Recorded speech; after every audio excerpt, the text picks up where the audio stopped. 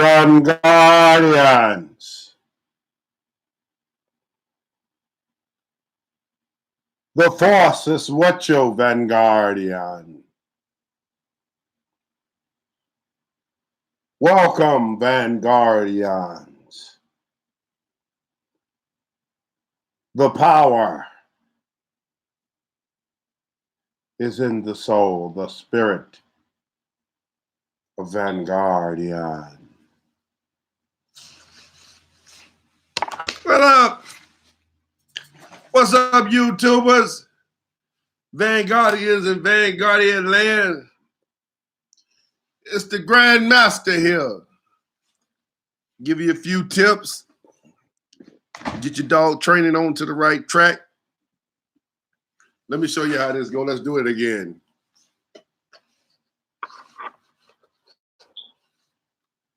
Vanguardian. The force is with you. Hey, man. I thought that was so funny. Well, put my welding mask on. I like, oh, Luke Skywalker and Darth Vader. Let me tell you what I want to tell you about today.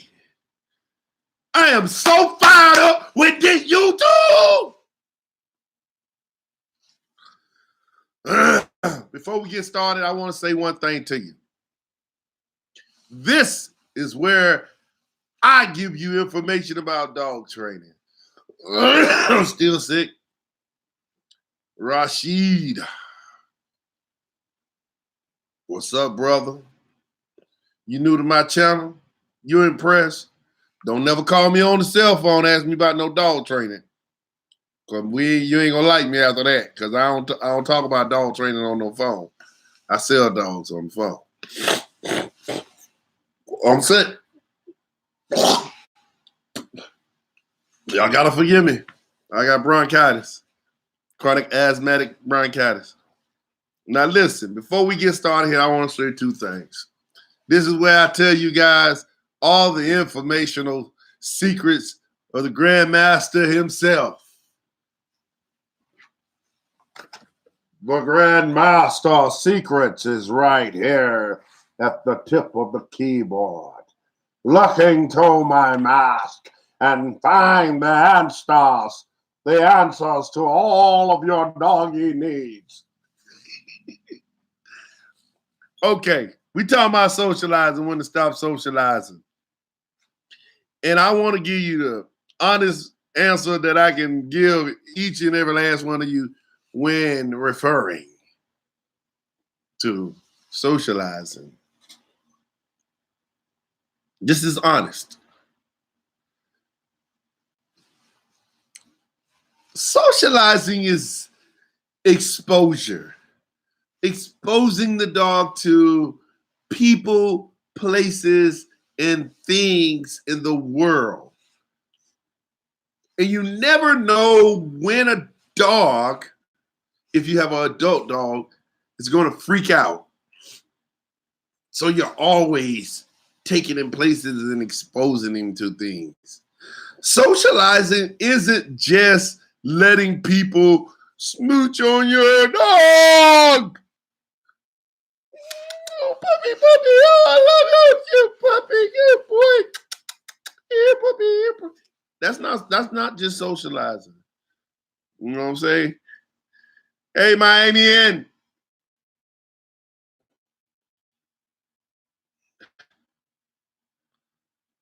You got your big Doberman. Okay. Mass Mason Captain. No, man. Take the captain off your name. I am the masked captain here. Change your name or be gone from the forces of dark. Grandmaster Vanguard. So, we talking about exposing the dog. You get one of these grown dogs that somebody didn't take out, and show it things when it was a puppy, and it's gonna run off. It's gonna run off when it see a tire in the woods. I done had a lot of them. Freak out. If you don't have him on a leash, you're gonna run to the car, you ain't gonna ever get him again. But if you have a puppy, when we start, most of us think that socializing is when we, he's overly social. We talking about people. So that's one. See, you have people, you have dogs, you have things. These things could be cars, tires, fire hydrants, the door, floor, different terrains like carpet, wood, grass. Dog been in the house, don't want to walk on the dirt because you got him in the house all day long. Man, you treat a dog like a dog. Now, I ain't say don't love him.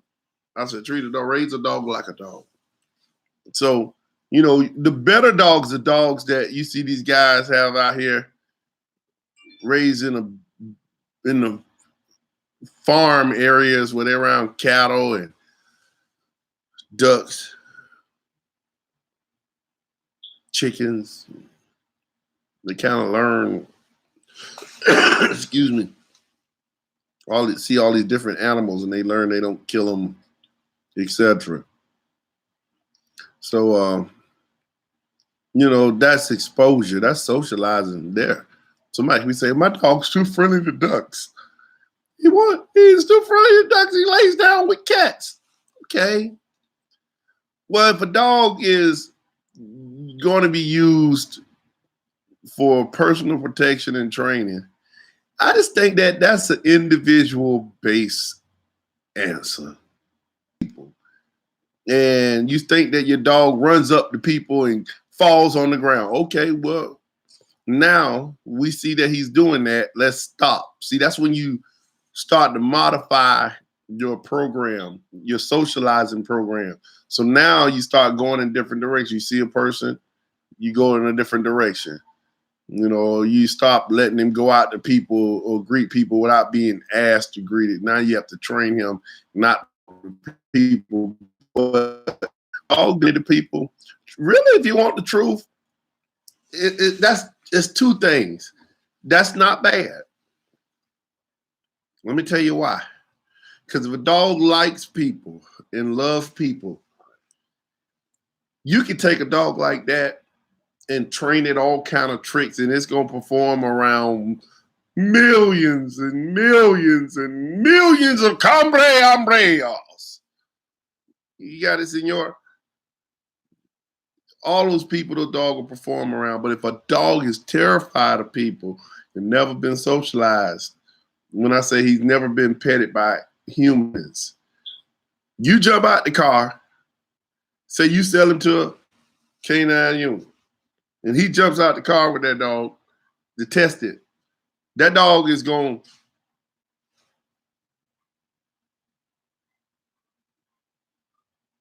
you see how the eyes look? You gotta watch the eyes of a dog. He's afraid.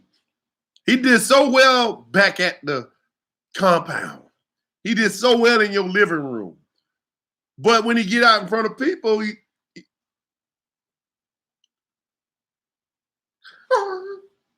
that's because he's fearful. He hadn't been socialized enough, exposed at the early age.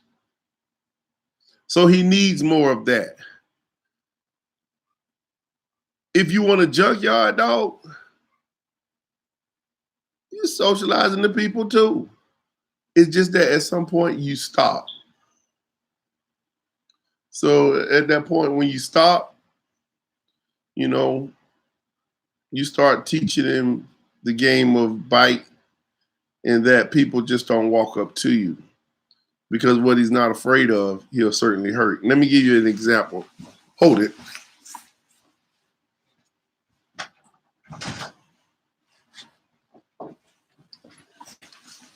Okay. Let me give you a good example. Rashid got the mass Mason captain's cousin, nephew, little boy, come over with his son.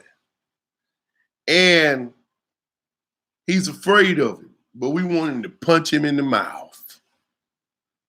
What's up, Joan? He's not going to do it because he's afraid of him. But if that same little boy is not afraid of him, he's going to punch him right in the mouth. When we tell him, punch him in the mouth, on cue, plow. The dog's the same way. What he's not afraid of, he will to attack unless he's provoked or backed in the corner and had a lot of conditioning to bite. And so those dogs will bite under certain circumstances. They won't perform out in the park, in the woods, when a threat come up on you and you're walking through an alleyway in the Bronx of New York City. And definitely not down here in Jacksonville, Florida, the murder capital, the largest landmass on the continent, North America, where there's millions of people, all nationalities, and there's a lot of hostility because people in the rat race trying to get money. You want a dog that's going to perform. So don't be afraid to let the dog see people and go out places. So going out in the world, he's being socialized just by seeing people all the time. So don't think that socialization is stopped because you stop letting people petting it. Exposure is a form of socializing a pet, a dog. So if I come into a building with tires every day and my dog see these tires for 7 months and he eating in the tires and we playing in the tires, that's socializing him. He's getting I guess the word is acclimated. Is that the correct word to use? Acclimated? He's acclimated to the tires. But if you take a dog that never saw those tires, a puppy or something, he never saw what the hell? All those tires, you never see they run off.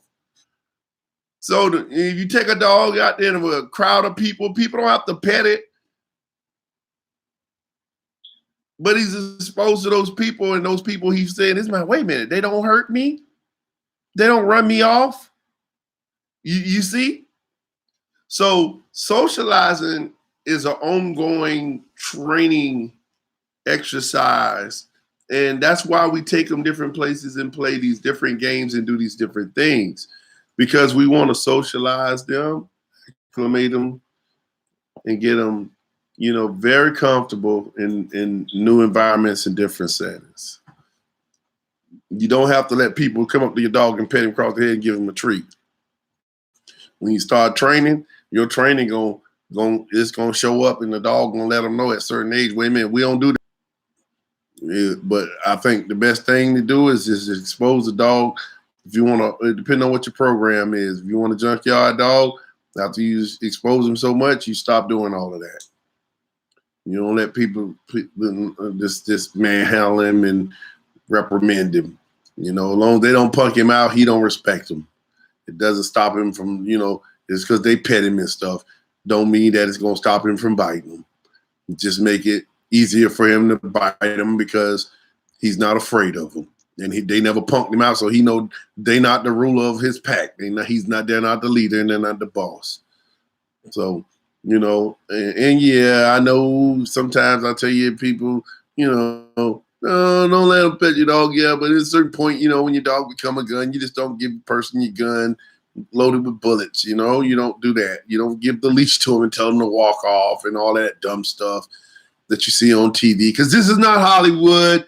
We're not making movies. We're trying to make tough dogs that can stop a guy when he tries to come in your house and take your favorite pack of cigarettes or your case of beer. You definitely don't want him to take the Budweiser. I should be doing a commercial for Budweiser with that one. Yeah, YouTube, y'all give me pay for that? So the force is now with you, and you had all of the answers from the tip of the keyboard. If you look into my eyes, that was your answer for the day. From the Grand Master, may the force be with you in dog training lasts forever. I am Grand Master Vanguard, the world's greatest puppy and printer, with some of the world's great as puppies and your vanguard, the world's greatest friends.